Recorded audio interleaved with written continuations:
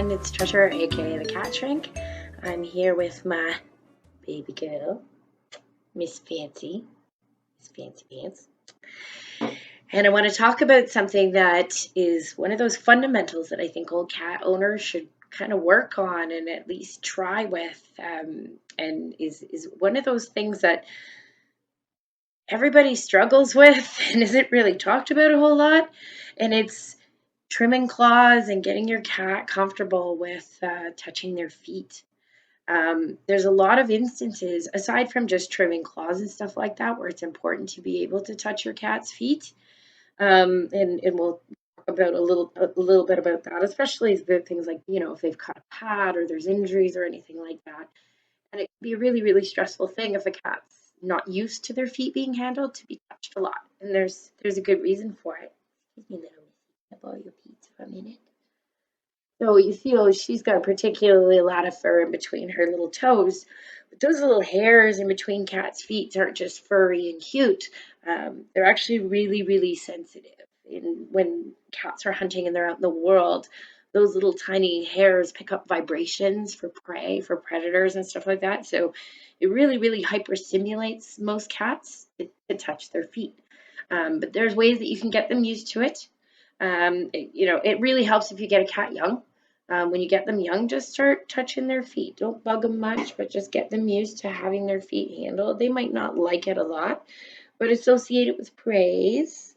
My little girl's not super fond of it because she's really sensitive, but she allows me to do what needs to be done. But give them treats, give them love, lots of reinforcement. When you're petting them, just like on your lap, sort of like I have her here. And when you're just petting them, just kind of come down and touch their feet a little bit. Get them used to it and comfortable with it. And as they get more comfortable with it, you can do things like start to articulate their claws. She's not being so cooperative now. Typical cat. Start to be able to kind of push on the bottom of their pad, articulate their claws a little bit. Get them used to that feeling of you taking the claw out of the sheath a little bit, so that when it's time to clip their claws, you're not having to fight with them a lot for that. That's where the accidents and the hurt can happen, where you don't want to cut past the quick. But just by having them used to that, doing it without actually trimming, but doing it as part of like a routine where, you go and you touch their feet and then they get lots of positive reinforcement or treats. And if you just make that a part of your routine, even a couple of times a week, where you're just kind of like taking a few minutes to touch their feet and let them be comfortable with that, suddenly things like trimming claws becomes much easier. But also, other times where, maybe kitty's got a little bit of a limp and a sore foot, and instead of having a big struggle and fight trying to see what's going on, they'll kind of be like Miss Fancy here and go, yeah, well, I'm not a fan, but I'll do it for you. Because that's that's the ideal state. Little Miss Fancy here, just as a point of reference, was a fully feral-born kitten who was trapped and socialized completely. And as you can see,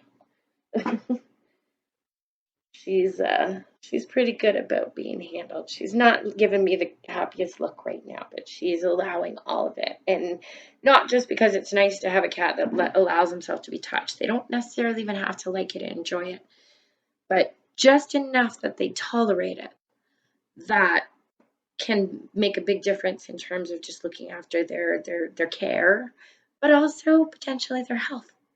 Anyway, I hope those tips are helpful. And if you have any questions, I encourage you to reach out. Thank you very much for spending time with me today, and I'll talk to you again soon.